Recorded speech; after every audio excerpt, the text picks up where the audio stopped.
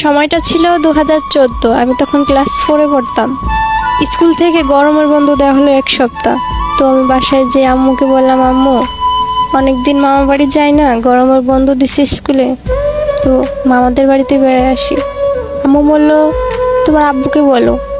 আব্বুকে গিয়ে বললাম, আব্বু মামাদের বাড়ি বেড়াতে যাব, স্কুল বন্ধ দিছে। আব্বু বলল, এখন বেড়াতে যাবি? যা তাহলে, বেশি দিন বেড়াস না, তাড়াতাড়ি চলে আসিস।